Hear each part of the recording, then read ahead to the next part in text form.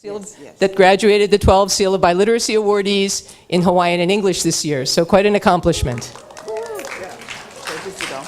Please. Our second panelist is Dr. Lisa Kobuke. She comes from Kapilani Community College, and I apologize for sticking the title in slightly, but she's a graduate of our department, and we're very proud to have her here today.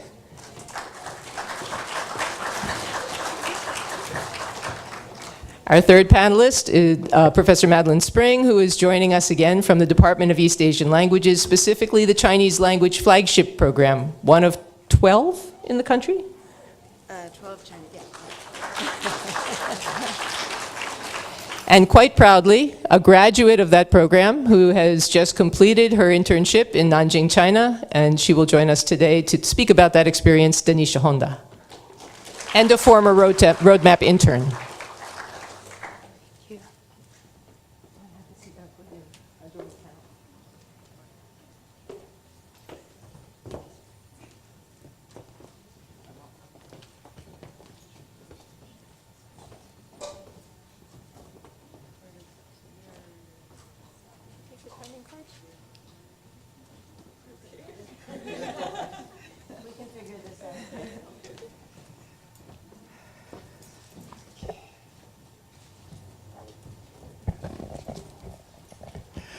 Aloha pui hana kako. Aloha.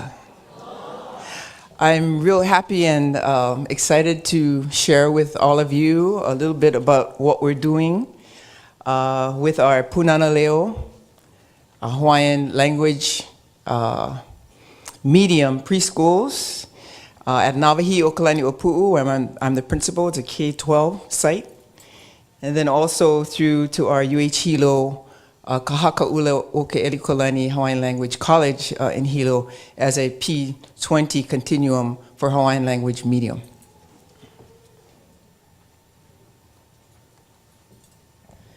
So I'm going to be focusing on Nawahiokalani'opu'u, and our school was named for Yosepa Kaho'oluhi Nawahi, who was a royalist, lived during the time of Lili'uokalani.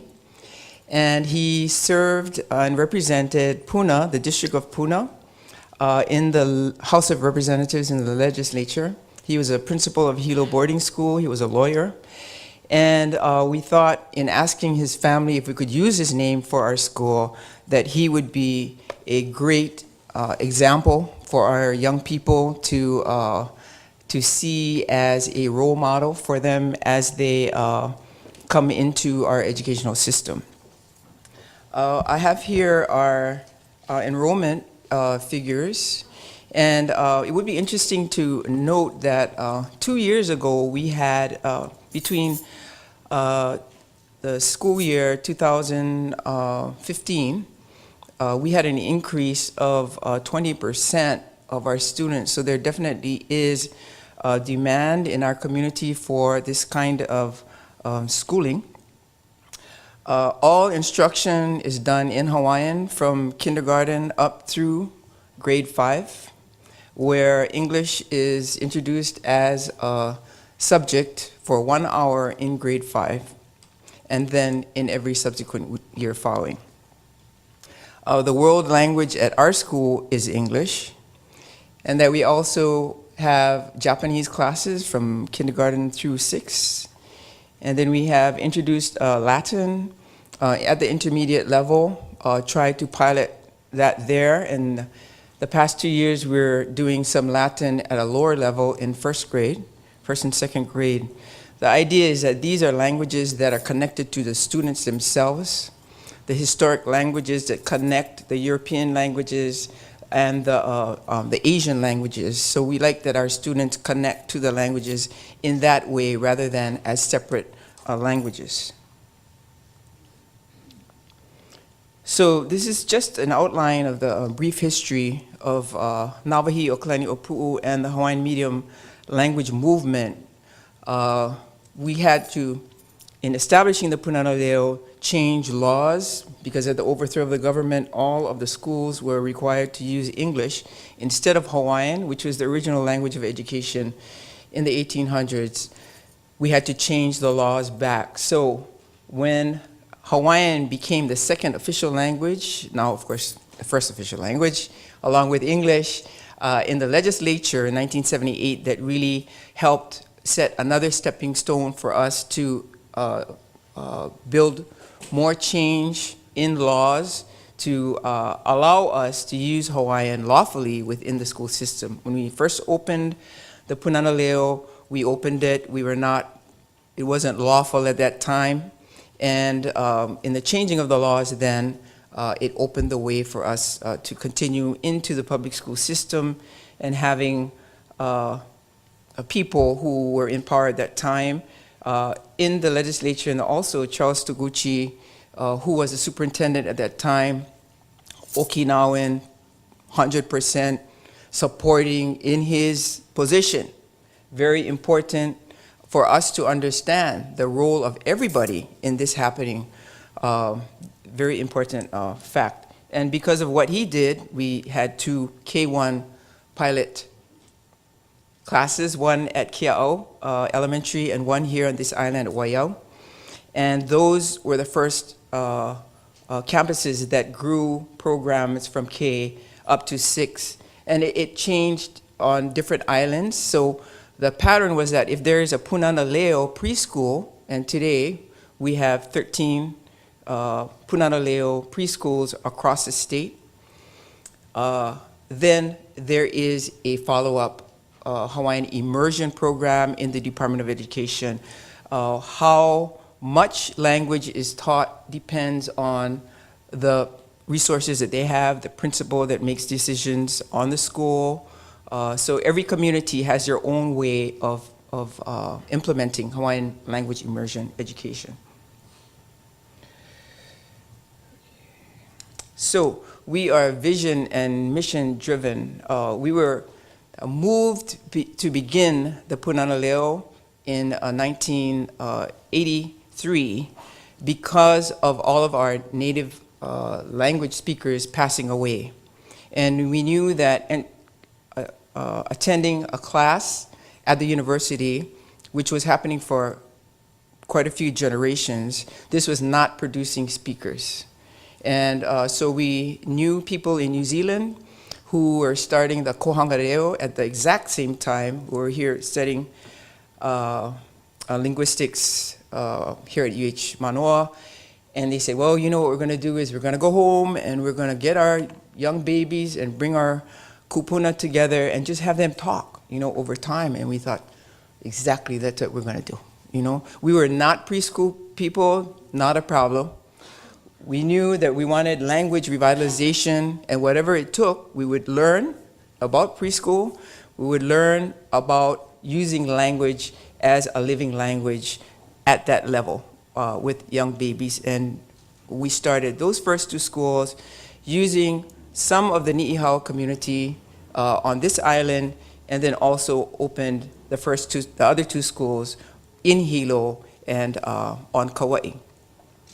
So the motivation really was to revitalize language, and that remains language that is at the core of the entire school program. So vision and mission driven, and I cannot emphasize enough the importance of understanding what that actually means, because when you're working with people over time, as was mentioned, people, it's all about people. And if people don't remember why we're doing what we're doing, it becomes very, very difficult to stay focused. So having a clear mission, having people buy into it, understand it, and understand their role into actualizing the mission, very, very important in our work. So we have mo'oki'ina, which are cultural systems. I guess I could explain mo'oki'ina as being that.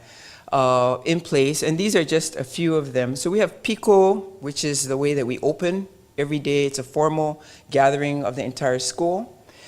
All of the students, faculty, and staff are all using Hawaiian at school. Every single person, the secretary, I use Hawaiian all the time as a principal of the school.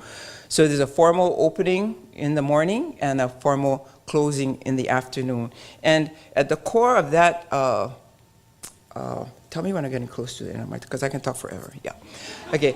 Is the thought for the day, and set people out with a clear understanding of what we should be thinking about during the day.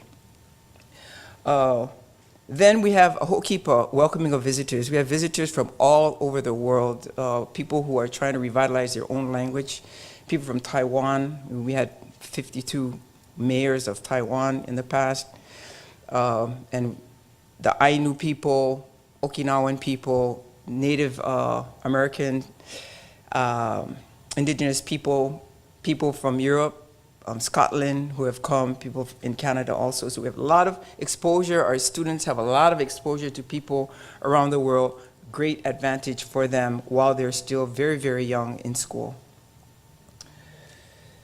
Okay, then we have our Huiki Pai Pai for our families that come to learn about what we're doing, learn language also. We have a uomamo, teacher, parent, and a student governance system. We have now in place, as I mentioned, 2 official languages in Hawaii, and these are our students that got the seal of biliteracy from Nawahiokalani'opu'u. 2 official languages, 2 official pathways of education. Eola Ko'olelo Hawaii to produce large numbers of employable adults who are proficient in the language. More teachers, more staff. We are addressing a need that parents have expressed to use Hawaiian in their family at home for families who want to acquire Hawaiian, ones who are already using Hawaiian at home as well. Nana Ike Kumu to train those proficient in Hawaiian to get involved in diverse businesses, areas of work, to acquire the vocabulary to function in different business contexts, in government, in the media, and the importance of school itself and how our children are being educated. There's a lot that we can do while they are with us when they're very, very young to create and utilize those kinds of institutional contexts where Hawaiian is used as the operational language. So where do young people go? Well, they want to drive, so they're going to go to get their license. Ideally, you would have somebody who would be speaking to them in Hawaiian, and public health and those kinds of places. Okay, all right. Was that 12 minutes? 11 and a half? Oh. Yeah, okay, so. See, I mean, it's hard. So I have 6 minutes on a video that can say everything quicker than I can. Can I do that? Okay? All right, go.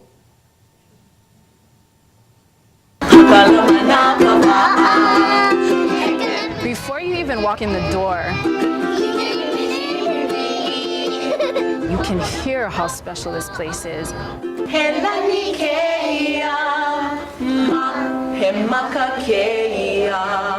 It's not only that these keiki are growing up, learning and speaking their language that makes these schools so special, but it's the way that they come to view and interact with the world around them. The life lessons that these keiki learn, whether it's awamu kuleana, or stepping up and taking responsibility, launa amalama kanaka, knowing how to greet and interact with all kinds of people, even the constant lavena checks are guidance on how to carry themselves.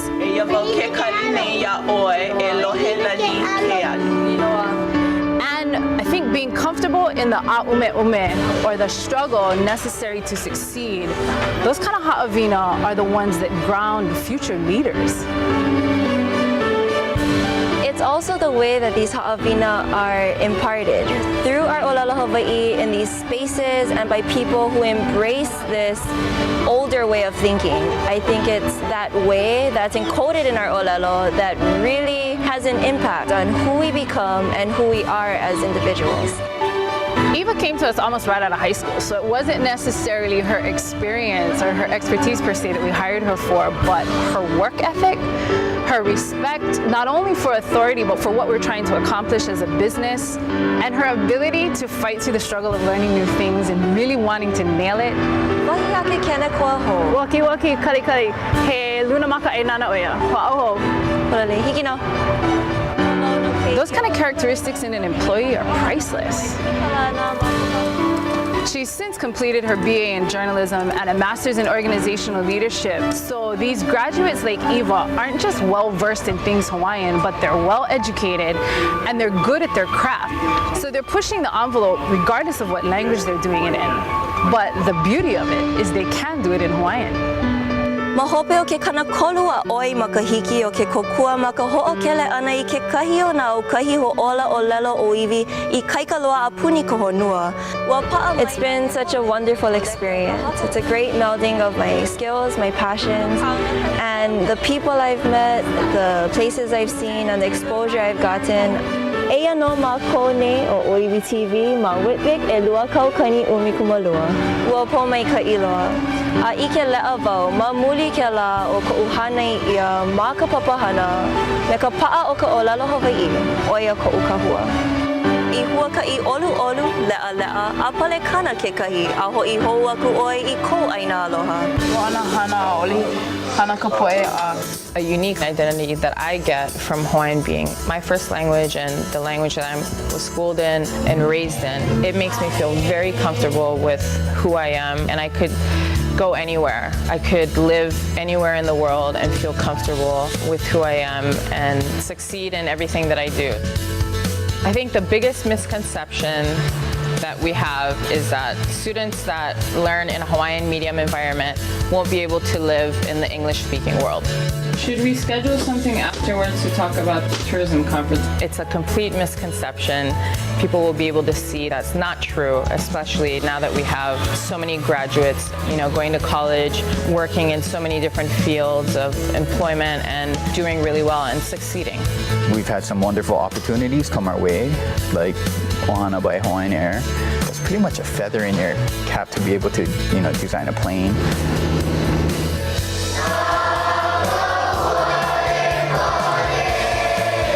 I feel really lucky to be working even around a program like this. It's really something, it's really incredible what's going on.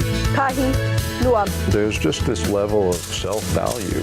You're starting from a position of strength, you're enhancing that position of strength, and that's the place where you can go out and become better at anything. That's the place where you can go excel in medical school because you know that you can handle something. You know where you're starting at. Ka poe Hawaiʻi a pau, e kuleana ko mako pakahi a pau, e pi'i ae I kekahi kulana o mako na luna. We have to put ourselves into these positions, and we also have to turn around and help people get there. With that kind of mindset and perspective on their kuleana to contribute back to a broader community, to me, it's obvious how they're all going to effectuate positive change. And it's only just begun because every single year, more and more ohana, many of them leaders themselves, are becoming a part of this papohana. My younger brother was in the first class at Kula Kaiapuni. He started as a second grader, and then my youngest brother started 2 years later. And so when we had our keiki, we always knew we were going to send him into some sort of immersion program. That I graduated from the William S. Richardson School of Law. I got a certificate in Native Hawaiian law. And I just think having the perspective of what Hawaiians are going through and having an understanding of that whole spectrum, where we've been, where we are now, and where we hope to go. I think that's why it's important to have that grounding. The sooner you can get it, I think the easier it's going to be for them to understand the context behind things as we go on. O ko mākou kuleana, oia ko hapai a ho'oi kaika I kia pai ana no ko keia mua aku. I oilo aku ko la kou holomua.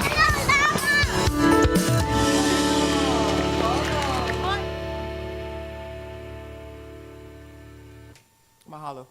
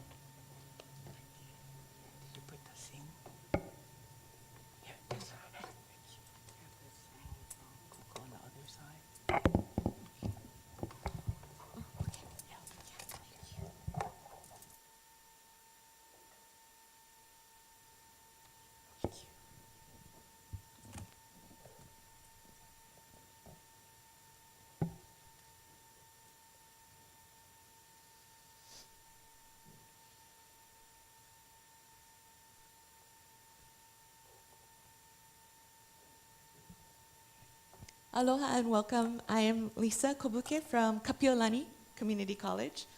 And I'm here to share about Kapiolani Community College and also our Freeman Foundation Community College Intensive Language Program.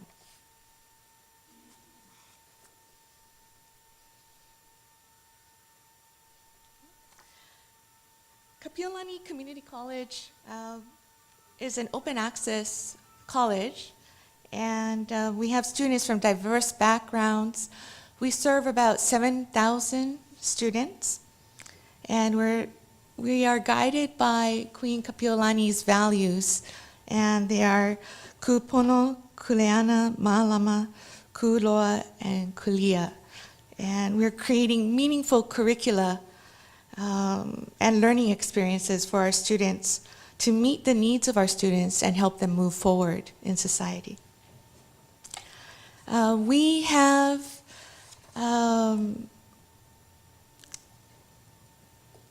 2-semester language requirement at Kapiolani Community College, where students with an associate degree are required to, in liberal arts, are required to have at least 2 semesters of language. We have 7 faculty in our Japanese program, and we have regular classes from 101 to 202, and also a course called Japanese 290 for our native speakers of Japanese. And the one that you see highlighted, the Japanese 297F, 298F, is the Freeman Foundation Community College program.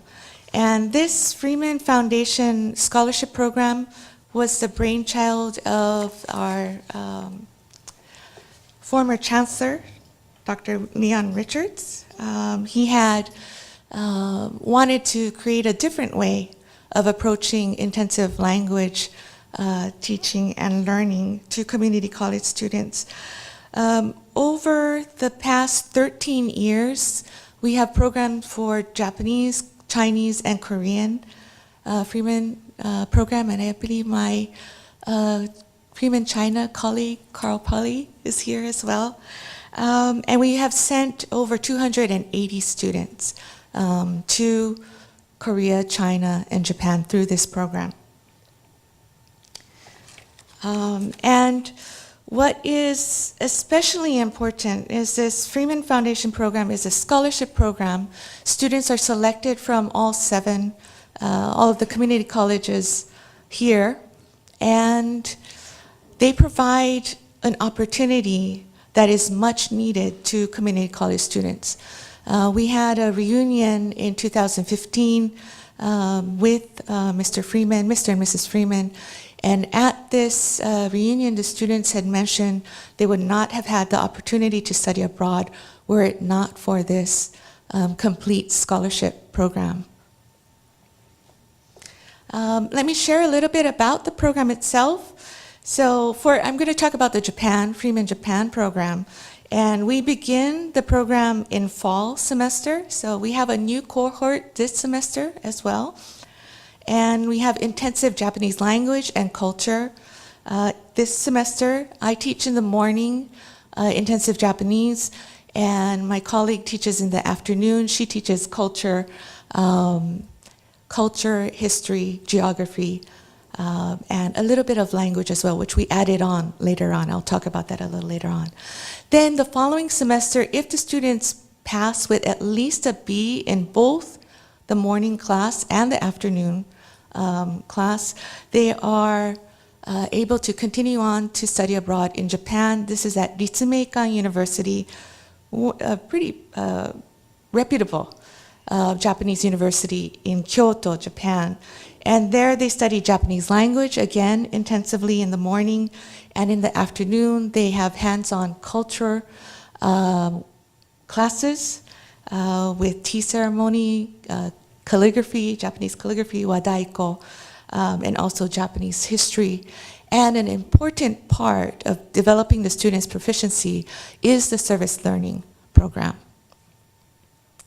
After they complete the one semester of study abroad in Japan, they return, and we require all students to submit a capstone project, a paper and presentation. And I just want to talk a little bit about what we do at KCC before we send them up to Japan. High impact practices includes using the language not only in a classroom, but tying it to something outside, to the community outside of the classroom. And what we have done for the Freeman program, Freeman Japan program, is to have our students do campus tours of our campus. Students are required to also learn about culture of Hawaii, history of Hawaii, because they will be representing Hawaii when they go to Japan. They need to know where they're from, the mo'olelo of their area where they live, and be able to explain that in Japanese when they go to Japan. So we collaborate with our international center, the Honda International Center. Honda International Center has a lot of visiting high school and university students from Japan. We collaborate and we have the visiting high school students or university students come to our Freeman class, and our students give them a tour in Japanese of our campus and also talk a little bit about Queen Kapiolani and the area, the Diamond Head, the Le'ahi area. Another important aspect of our program is we also include e-portfolio. This really captures evidence of students learning throughout the program. So from the beginning, while they're studying with us at Kapiolani, and while they're in Japan, they need to continue this. And when they return, they need to also upload their capstone project and presentations to the e-portfolio. So they'll have this complete evidence of their learning. This is just an example of students' capstone projects and presentations. I'm just going to go through this really quickly of their e-portfolio. So this is while they're in Japan. And also for the capstone presentation, and we really emphasize to the students that they look at, when they work on their capstone projects, look at something that is close to their heart, what they are intended, what their intended major is, what they are looking to work in as a career. And then, for example, this student was a hospitality student, so she did her research on omotenashi, or hospitality in Japan, comparing hospitality in Japan versus ho'okipa hospitality in Hawaii. And she presented this in her capstone presentation. Assessing the proficiency of our students. This is something that I've really wanted to do from the very beginning of our program, but we were not able to until I was able to discuss this with Dr. Yoshimi. And I was able to start using STAMP 4S. And this assessment, we found we are doing this as a pre and post assessment of students. Before they go to Japan, after they finish the program with us, we assess their proficiency. And after they return from Japan, we again assess their proficiency in the language. And we can see the huge gains in the language proficiency. Before they go, usually we have novice high to maybe intermediate low. But when they return, the scales, when we look at the results, are usually intermediate low to as high as advanced low, which is really sometimes mind-blowing.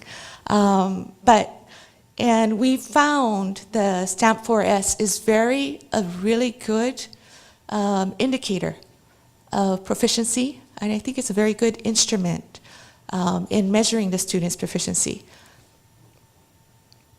Also, I implemented recently, as part of their portfolio, the students will also need to show how can they market the skills that they gained while they studied abroad or throughout the program. Many of the students say, regardless of whether they use the language after they finish the program, the confidence that they gained through the program is something that pushed them to overcome many obstacles. During the reunion, one of them said they got their PhD, and if it wasn't for this program, through the intensive language program and the Freeman experience, they would not have persevered and believed that they could do it. And I think this is what Dr. Brecht was talking about a little earlier as well. Okay. Oh, this is one of the, this is from 2011. Actually, this group, half of the students are currently, I would say, fairly bilingual, very highly proficient in Japanese. One of them went to Ritsumeikan APU after he graduated from Kapiolani. He got a job. He graduated from Ritsumeikan APU, which is in Kyushu, in Japan. He got a job at Rakuten Global. He moved from Rakuten Global to, currently he's working at Tokyo, in Tokyo, at one of the Hilton hotels, one of our success stories in the program. Thank you.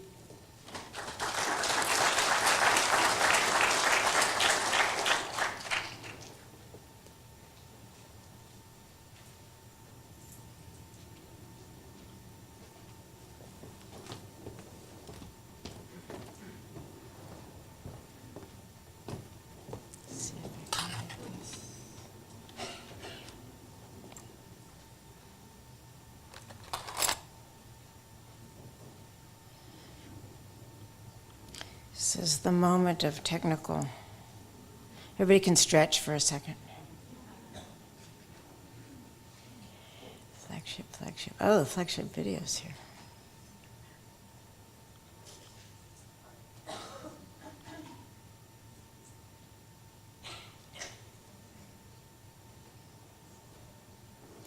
I was going to talk to you without a video, without a PowerPoint, and then I realized that these days it's just crazy, right? Can't do it. So I want to talk a little bit about the Chinese flagship program that we have here at UH. I want to first mention that we also have a Korean flagship program that was one of the very first flagship programs ever to be created. And we also have a technology flagship grant that is a big program that Julio Rodriguez and I are involved with. So briefly, I want to just mention, I don't know how many of you are familiar with flagship programs. So I know Dr. Brecht was actually one of the originators of this program, so he could probably give this presentation better than I can. But this is kind of the goal of the program. It started in 2002, actually. Originally, it was a graduate level program. In 2005, it became an undergraduate program. Really, what I like to think about what we're doing is trying to change the way Americans learn languages, right? And we work on a kind of K through 16 continuum. More work that we can do in the K through 12, the better it is and easier it is to do flagship programs later. And so we're really excited. We have the first Chinese immersion program in Hawaii now. We're very excited about that, and we're hoping that after today, everybody in DOE is going to run out of here trying to figure out how we can start lots of immersion programs in public schools. So that's really what we want to happen. So the program that we have is an on-campus curriculum, and it is matched with an in-country curriculum. And this is a nationwide endeavor. So we are kind of one little piece of the puzzle. So you can't really read this slide, but that's a testimony to how big this program has grown. It used to be kind of just a few universities, and now we have the languages are African languages, Arabic, Turkish languages, Hindi, Urdu, Korean, Persian, Portuguese, Russian. Chinese is the largest number of flagship programs. We have 12 flagship programs, and we work together for our students. They end up with the same kind of capstone experience. So it's similar, really wonderful to hear your presentation about what you're doing. So I think it meshes completely with that. It's just a little bit longer type of program, and our expectations are to create students, to help students become superior level speakers and have superior level proficiency, linguistic and cultural proficiency. So we really want to emphasize that. We really want our students to become independent learners and thinkers, and this is what we want all of our students to become, whether they're in flagship programs or not, right? And we want them to be literate in different areas. So it's really exciting that you are teaching your students more about Hawaii culture so that when they go to Japan, they know how to talk about that. That really makes a lot of sense. We really, I want to give you this little chunk so you can remember what is the goal of our program. This is, keep in mind, we are starting with students who may or may not have any background in these languages. So for us, students could have zero background in Chinese when they start at the university level, and they will still reach these very high levels in 4 or 5 years. How many of you sitting out there are thinking, this is insane, it's impossible, right? I know when I first started Flagship, working with Flagship, and I have to admit I'm kind of a Flagship junkie because this is the third Flagship program that I've been involved with at the beginning. We started here in 2014. I thought this was a crazy idea and was impossible. And now I've seen it, and I've seen hundreds of students graduate from these programs, some of them my students, some of them not my students, and it actually works. So we have the magic formula, we just need a little help with the implementation part. So this is really, this is what we want. We want our citizens of Hawaii to be able to function in all languages at this level so that they really will be able to be bilingual. So we want, the advantage of having flagship programs is also that it draws attention to Chinese programs at UH and also within the whole state. So we work a lot with high schools. We really are trying to get high school students to start, whatever kind of program they're in high schools. And there are a lot of very good Chinese programs here in Hawaii. We work with them, try to get their students interested in Flagship, and you can all help with that so that they will come to UH and participate in this exciting program. As I said, so we have a lot of students who could be complete beginners. We also are very excited about heritage learners. I'm not going to go through, I've got a lot of details, and we have our student product right over here, and so she really just can stand up here and talk Chinese, and then you'll see. So it's not just a question of speaking, it's a question of really having gained a lot of professional experience, both through work that's done on campus and through work that's done in the country. So our students, the last part, I think this is the most interesting part for you, apart from the fact that we actually offer classes at UH taught in Chinese for UH credit. We have flagship students. These are some of the classes we've had. We had a history class last semester. Right now we have a modern Chinese literature class. So students are taking these classes. The subject is, economics. So imagine this. Professor is Chinese. He's teaching the same class that he would teach in English, and he's teaching it in Chinese, and our students are taking it. They're doing the whole class in Chinese. So it's not a language class. Can everybody imagine that? It's pretty hard to imagine. Very exciting. So these are some of the types of classes that have been offered at other flagship places across the country. History of Chinese Medicine. Oregon has been very proud of offering green chemistry, classes in Taoism and religion. These are some of the classes in other languages, just so that you get the sense that this is not just a Chinese program. So we have Turkish courses, Swahili, politics and international development taught in Swahili. Can you imagine that? Well, it's happening right now. And these are some of the courses that our students have taken in Nanjing. So that when they go to Nanjing, to China for a year, in Nanjing they take classes for 1 semester. This is classes in their major in Chinese with Chinese students. It means taking exams by hand, writing them down, no computers, writing in Chinese. And they survive, and they get the same grades as the Chinese students. So this is not, 2 minutes left. Anyway, these are some examples. And then, after they finish that first semester, they do an internship using those skills, seeing if they can actually function in the workforce, whatever major they're in. So these are some examples of the types of courses they've taken, and these are some examples of the types of internships that they've had.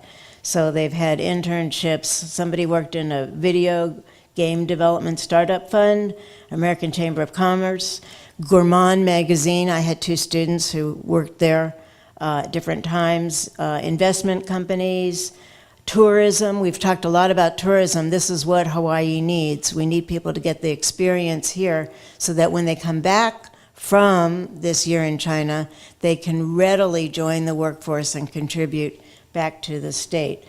So these are some more examples, and that's it. Thank you very much.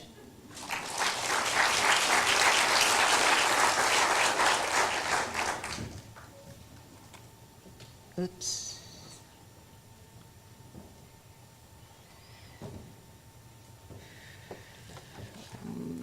Let you go. I'm not quite sure how to take this out. Can I just take it out? Yeah, I don't want to break anything. Okay. And here's our great product. Actually, hold on. Sorry.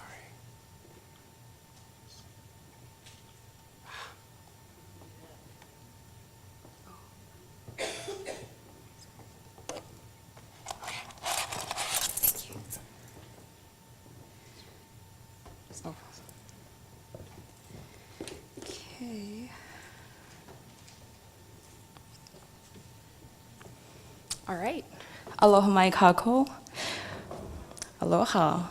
Oi Danicia ku'uinoa. My name is Danicia Honda, and as Dr. Spring had introduced, I am right there, recent UH graduate in Chinese and English, and also a graduate from the Chinese Flagship program.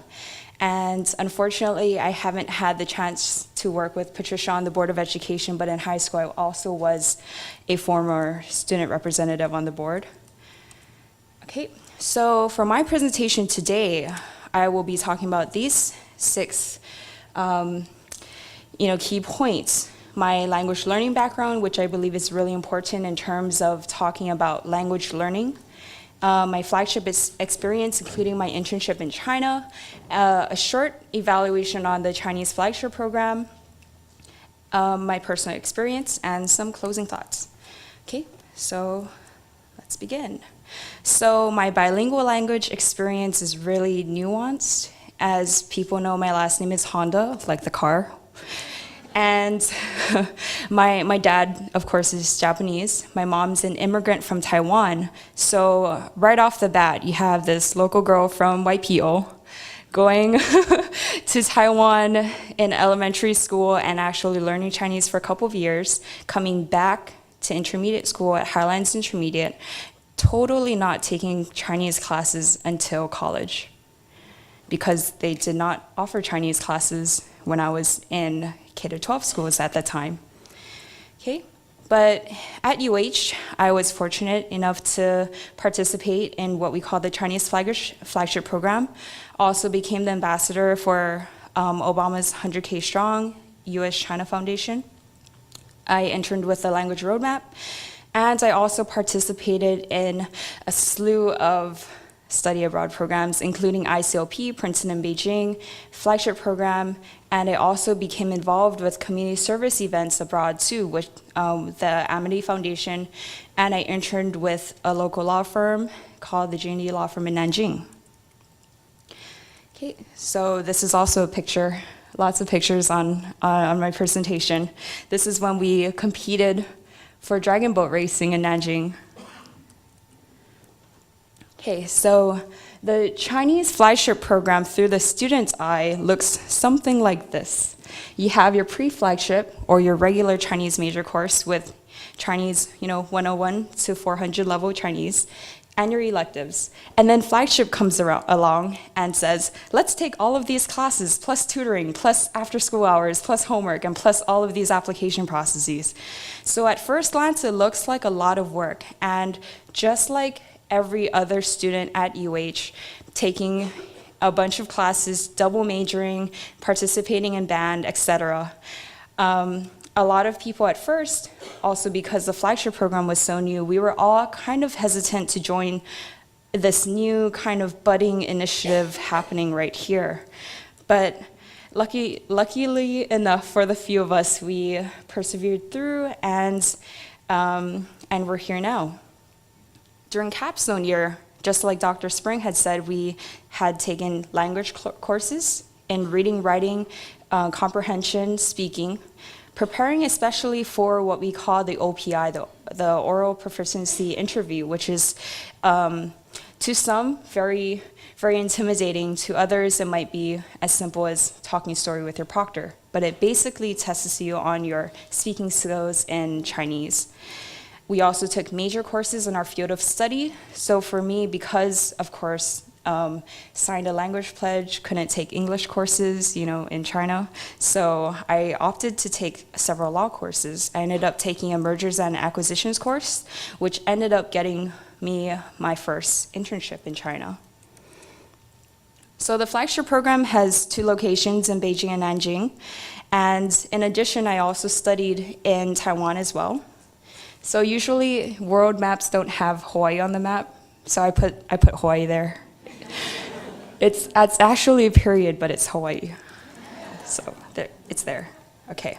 So this is a picture of one of our board meetings at our law firm, just going over some day-to-day tasks. So at the law firm, for a foreigner in a Chinese law firm, especially with 2 different law systems in play, a lot of Americans and Chinese people have differing sort of understandings of each other's systems. So at the law firm, sometimes I would get comments or sort of questions specifically in terms of my knowledge, my legal knowledge. And I would always have to explain to them that in America, you don't start learning legal terminology or legal content, to an extent, intensive extent until you get to law school, which is after undergraduate. Whereas in China, you start taking law classes as a law student in undergraduate school. It's an actual major. So, despite that fact, though, I had a very great learning curve, but also a lot of sort of lessons learned and experiences gained from that process. So my main task at the law firm, of course, because I speak English, translating, busy work, but also I was also that bridge between China and firms and companies in other areas such as Thailand, Indonesia. I had to help my boss apply for a Canadian visa at one point. And basically, you're that bridge between Chinese and international clients because China is at that breaking point where they're trying to break out of their insider sort of shell and start making connections with a lot of other areas. So I would assist with, bilingual legal counseling and dispute resolution. A lot of that entailed me explaining things in either English or Chinese to the client or to my boss, my supervisor, it sounds like a really mundane task, but it's also something that a program like Google Translate cannot do, or Baidu Translate, which is the Chinese equivalent. I was also the sort of go-to person for a lot of those things that involves English. And I also had to assist and become knowledgeable in foreign and Chinese sort of affairs in terms of their most recent intellectual property rights, business sort of related terminology, jargon, and recent, developments. But all in all, that internship proved to be a very fulfilling sort of a time in my life. So I'm glad that I did that. So in terms of evaluating Flagship, I approached it through these three aspects: language, content knowledge, and cultural awareness. So in terms of language proficiency, I think that Flagship did a really good job in terms of providing a lot of tutoring, a lot of classes, a lot of homework, of course, and being very adamant about that immersive environment. And I believe that the only way, not the best way, the only way to really grasp a language is to be in that environment where all you can do, even if you didn't want to, is speak that second language. And that's what made it so challenging at the same time for a lot of students. I actually do not represent the majority of people in the Chinese Flagship program because of my background, which is why I had to spend so much time earlier explaining this, because I had roommates from Western Kentucky University. I roomed with a classmate from Louisiana, and it got to the point for some of them where even my roommate had to leave for America 1 month before we ended the program. And it just shows how rigorous and how demanding that this program can be. But if the student is willing and is very interested in the language and the culture, it would be really rewarding at the same time. And even for the students who end up not completing it, it's still a very rewarding experience. And I think it's important to acknowledge that. Yeah, in terms of content knowledge, I really like the flexibility that you can learn your own, content in your own field of study.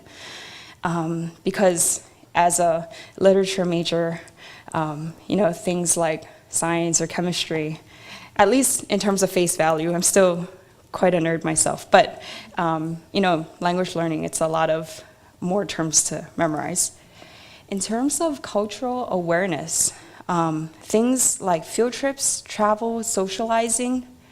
The program in Nanjing that I attended did a really good job in having us, in giving us free time, in giving us travel opportunities to take while we were abroad. And of course, the internship, which I touched upon before. So, going to the internship evaluation, same three criteria. The benefits I found during my internship was, of course, language, content knowledge, and forming that realistic perspective on bilingual employment, that it is still a really developing field, but of course it's very important to have that aspect. And for me, as the only foreign employee of that law firm in China, for me to have no legal experience and yet be the go-to person for a lot of issues, that just says a lot in how much language can play a role in that environment. Challenges, a lot of Flagship alumni have before I did this program, I talked to them to get their ideas too. They said to lower your expectations. I asked them why. And for the most part, it's because if you have these really unrealistic, sort of idealistic goals in mind, and not putting forth the equivalent amount of effort, you tend to blow out really fast. and also integrating into work culture as an Asian American like myself. Sometimes I would go into work and have the same treatment as the rest of my other Chinese coworkers, and at face value it might seem like a good thing because that means, you know, your Chinese is good, right? But it also means that I don't have the foreigner pass for a lot of things, which can be frustrating at the same time.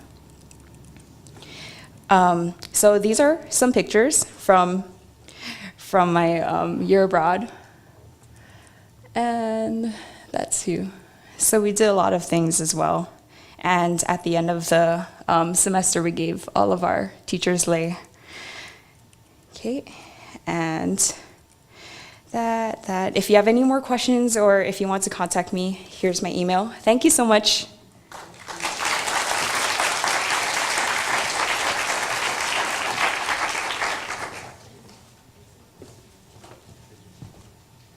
Thank you very much, Danicia, and thank you to all the panelists who've shared their experiences regarding education of America's languages and also of Hawaii's languages.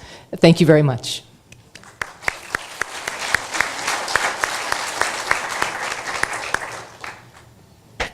I would like to ask the panelists from the employer panel to join us now.